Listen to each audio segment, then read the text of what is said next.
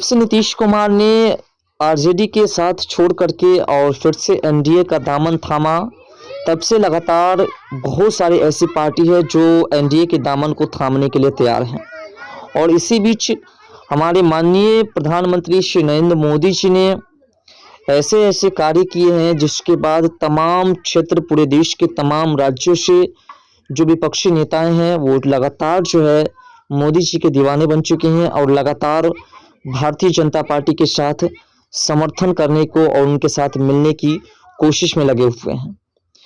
तो जिस प्रकार से हमारे माननीय प्रधानमंत्री श्री नरेंद्र मोदी जी ने लगातार भारत रत्न से सम्मानित किए हैं उन तमाम नेताओं को जिन्होंने देश के लिए कुछ किया, उसके बाद लगातार यही आस लगाई जा रही है कि जो इंडी अलायंस बनाई गई है वो इंडी अलायंस पूरी तरह से खत्म हो जाएंगे, क्योंकि इंडी अलायंस में जो 28 पार्टियां शामिल थी उसमें से एक पार्टी जदयू पहले निकल करके एनडीए का दामन थाम चुकी है। और उसके बाद जैसे ही भारत रत्न से सम्मानित किए गए तमाम पार्टियों के तमाम वो नेता जिन्होंने देश के लिए कुछ किया था, उसके बाद तमाम पार्टी धीरे धीरे इंडी अलायंस को समाप्त करने की कोशिश में लगे हुए हैं और सिर्फ राहुल गांधी इंडी अलायंस को चलाने की कोशिश में है। तो इस बीच प्रश्न उठता है कि अब कौन कौन सी ऐसी पार्टी है जो एनडीए के दामन फिर से थामने की कोशिश में लगे हुए हैं। देखिए, माननीय प्रधानमंत्री नरेंद्र मोदी जी के साथ हाल ही में आंध्र प्रदेश के मुख्यमंत्री वाईएस जगनमोहन रेड्डी की मुलाकात हुई। भाजपा इस राज्य में अभी तक गठबंधन के लिए साथी नहीं ढूंढ पाई है। राज्य की सत्तारूढ़ वायसरॉय कांग्रेस पार्टी दोस्ती के लिए इच्छुक है। वही मुख्य विपक्ष तेलुगु देशम पार्टी टीडीपी को भी उम्मीद है कि उनका एनडीए में दोबारा स्वागत किया जाएगा। जगनमोहन रेड्डी ने नए संसद भवन में प्रधानमंत्री नरेंद्र मोदी से मुलाकात से पहले उन्होंने केंद्रीय गृह मंत्री अमित शाह और भाजपा के राष्ट्रीय अध्यक्ष जेपी नड्डा से चर्चा की। रेड्डी की भाजपा नेताओं से मुलाकात पर चंद्रबाबू नायडू की करीबी नजर जरूर बनी होगी। वह बीते कुछ दिनों से राष्ट्रीय राजधानी दिल्ली में डेरा जमाए हुए हैं। इससे पहले उन्होंने अमित शाह से मुलाकात की थी और सूत्रों और संकेत दिया गया था कि भाजपा ने आंध्र प्रदेश में एक साथ होने वाले विधानसभा और लोकसभा चुनावों के लिए टीडीपी और उसकी सहयोगी जन सेना पार्टी के साथ एक समझौता किया है।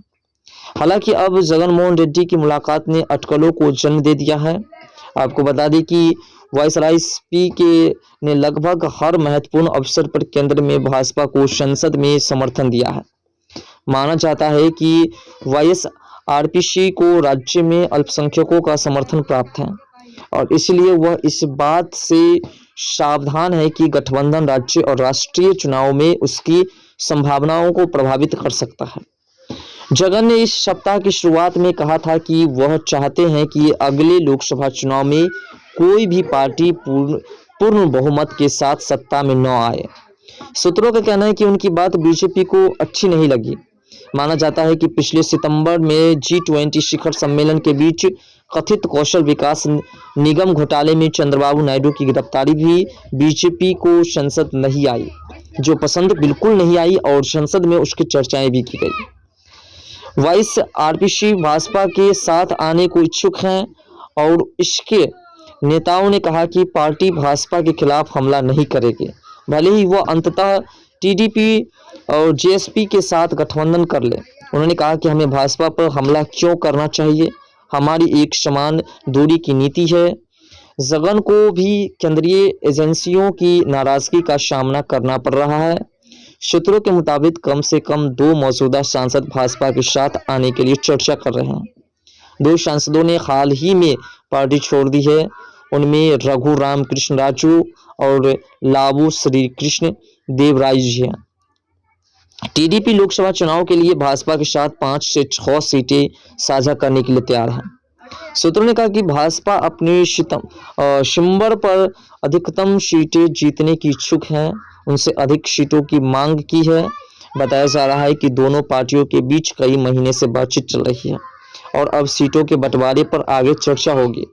सूत्रों का कहना है कि नायडू सत्ता में वापसी के लिए संघर्ष कर रहे हैं और इसलिए अब वह अधिक समझौता करने को तैयार नहीं है। वह भाजपा नेतृत्व का विश्वास और समर्थन हासिल करना चाहते हैं। भाजपा का केंद्रीय नेतृत्व इसमें सिर्फ अपनी जीत देख रहा है, क्योंकि जिस प्रकार से जेएसपी के साथ अधिकारी गठबंधन आंध्र प्रदेश की 25 लोकसभा सीट में से कम कुछ सीटों पर भगवा पार्टी के लिए जीत सुनिश्चित करेगा, तो 2019 में के लोकसभा चुनाव में वाईएसआरसीपी ने 22 सीटें और टीडीपी ने 3 सीटें जीती थी। प्रदेश भाजपा को गठबंधन को लेकर के आपत्ति है। राज्य के कई नेताओं का मानना है कि भाजपा के लिए अपने कैडर्स को मजबूत करने और दक्षिण राज्य में अपनी जड़ें फैलाने के अकेले चुनाव लड़ना बेहतर होगा, और इसीलिए लगातार ये भी दावा किया जा रहा है कि आने वाले समय में वे तमाम पार्टियां जो पार्टी इंडी अलायंस में शामिल थी, वे तमाम पार्टियां जो है उस पार्टी से अलग होकर के फिर से एनडीए के दामन को थामने के लिए तैयार हैं। इसमें जगन मोहन रेड्डी जो है वो काफ़ी उत्सुक हैं। उनकी जो ईडी के द्वारा उन्हें गिरफ्तार किया गया था, उस गिरफ्तारी का कोई अफसोस नहीं है, और उस गिरफ्तारी के लिए जो है वो सिर्फ ईडी को जिम्मेदार ठहरा रहे हैं, ना कि वो बीजेपी को ठहरा रहे हैं। और जैसा कि आपको पता है कि दिल्ली के मुख्यमंत्री अरविंद केजरीवाल पर जब लगातार ईडी की जो समन पर समन जारी हुई, उसके बाद उनका मानना है कि बीजेपी ने उसके खिलाफ साजिश की, और उसके बाद बीजेपी ने ही उसे इतने समन भिजवाए और गिरफ्तार करने की कोशिश की जा रही है।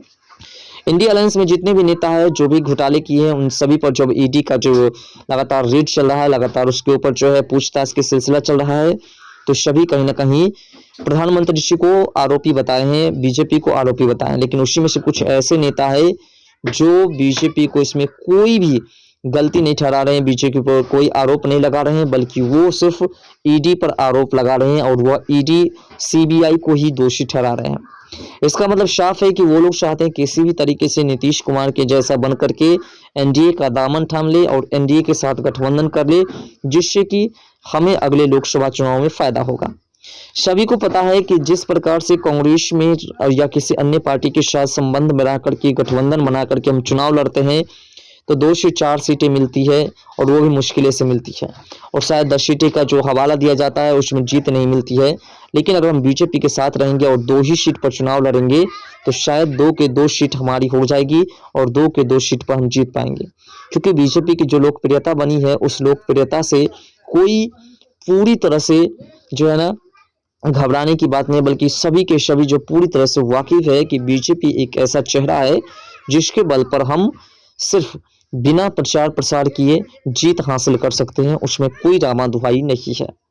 और इसी को लेकर के तमाम पार्टियां जो है केंद्र सरकार के उन तमाम कार्यों की अब प्रशंसा कर रहे हैं, जिन कार्य की वजह से केंद्र सरकार ने लगातार अपनी पब्लिसिटी बनाई है, और इसके क्रेडिट को पाने के लिए सभी अब जो है एनडीए में शामिल होने को उत्सुक हैं।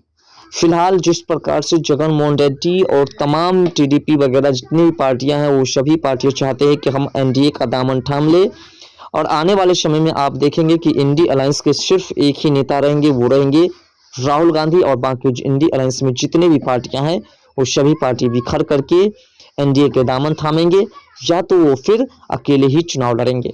फिलहाल आपको क्या लगता है कि ये जितनी भी विपक्षी पार्टियां हैं जो चाहते हैं कि हम एनडीए में शामिल हो, उसे एनडीए की तरफ से ऑफर मिलेगा या नहीं? अपना राय कमेंट सेक्शन में जरूर दीजिएगा।